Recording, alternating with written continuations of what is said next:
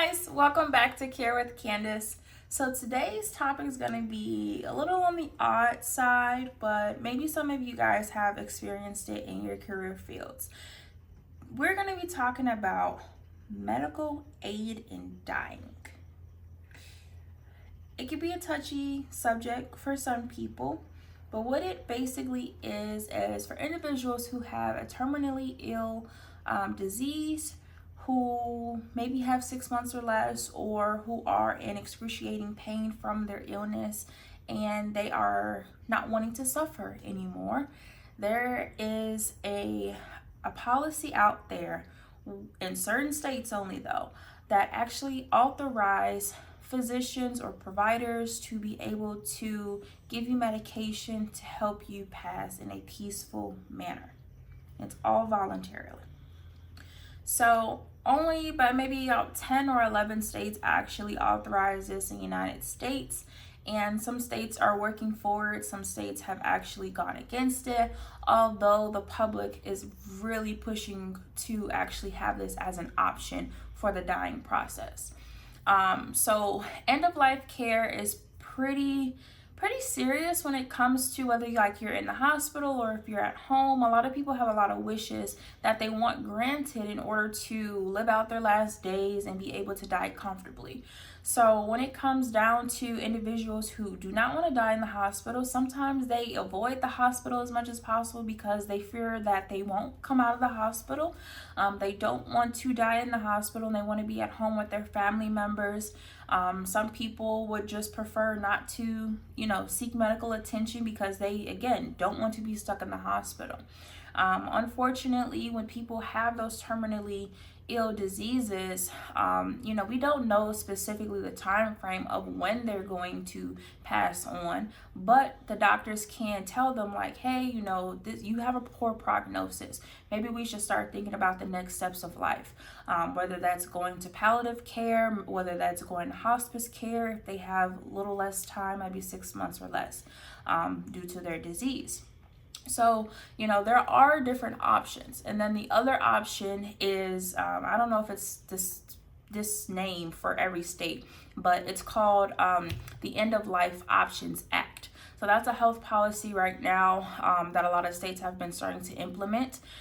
Some of the states, in case you guys work in any of those states, include Oregon, Washington, Montana, California, Vermont, Colorado, New Jersey, Hawaii, Maine, New Mexico, and actually Washington, D.C. as well.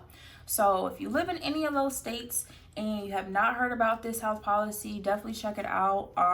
And maybe that can be an option for your patient if you're constantly hearing them say, I'm ready to go, I'm tired, I'm hurting, whatever the case may be.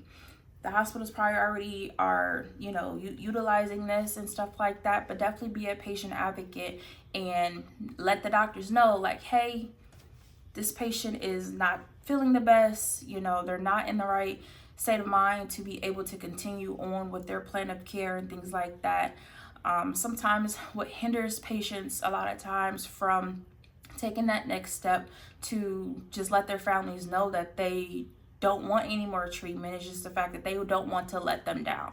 They don't want to let their family members down. They don't want to necessarily leave them, or the family members are holding on to their loved one a little extra because obviously they're very sick, they're very ill, and they don't want to see their loved ones go, but you also don't want to see your loved ones suffer. So it's just a matter of which one does the patient want. It really needs to be focused on what the patient wants, not what the family members want or desire for their family member. Really listen to your patients when they're expressing these things. Some people can sit up there and say, I'm really ready to die. Some hospitals, they might take that as, okay, now this patient needs to be put on suicide watch, or, oh, no, they need to have a psych eval because they're not in the right state of mind. Like, no, this might be like how they truly feel. And if you're in a state that actually helps and allows this to happen, then, make sure that the providers are having that conversation with the patient, because they're the ones who ultimately have to decide, I want to go along with this medical aid and die.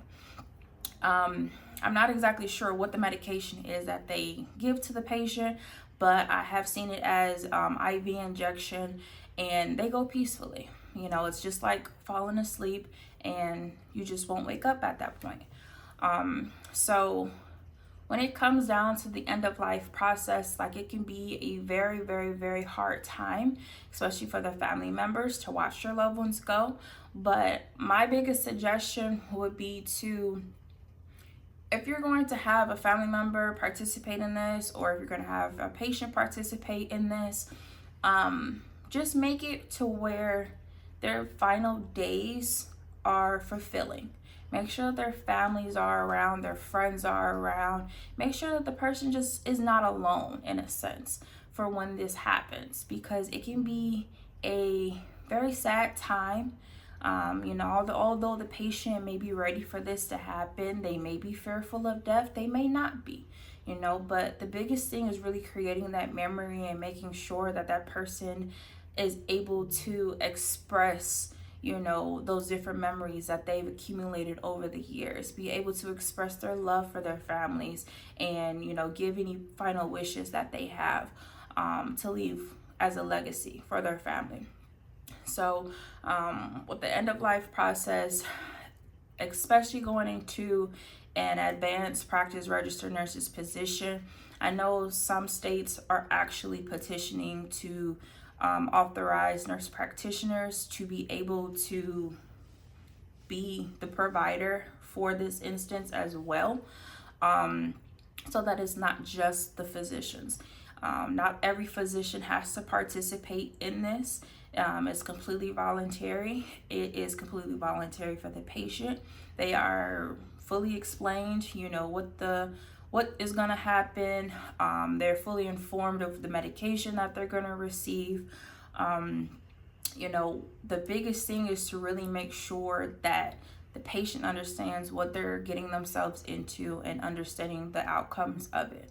Another thing that a lot of people had questions about was, oh, if I participate in this medical aid in dying, is that going to void my life insurance policy, because it's almost seen as suicide? But it's not. From at least from the research that I've done, life insurance companies cannot void your policy because you have decided to take this route for the dying process. You cannot be penalized for it or anything like that. It's gonna still go in your medical record, as you know, this is the specific type of medication for this specific type of procedure in a sense of medical aid in dying. So everything is still on record, but you cannot be, you know, penalized for that or anything. Just know that there are comfortable options for people at the end of life in order for them to go peacefully. You can do it in your home, you can do it at the hospital, you can do it wherever it is that you feel comfortable in order to really fulfill the end of life process. So, like I said, if you are working in any of those states that actively have this health policy, I am definitely open to hearing any of you guys' stories in terms of any patients that you've seen experience this in the hospitals or in their homes.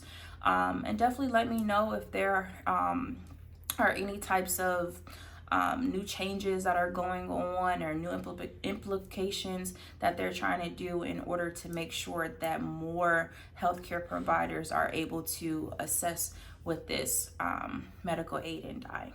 Okay, so I know it's a little touchy subject here today, but it's okay. It's something that needs to be talked about. It's a hard conversation, and not only do the physicians have to have that conversation, but they have to have it with the patient and their family members.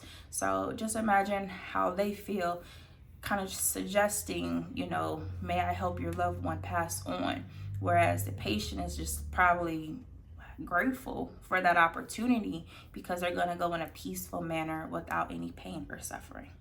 Okay, so stay tuned for more, and like, subscribe, and leave a comment.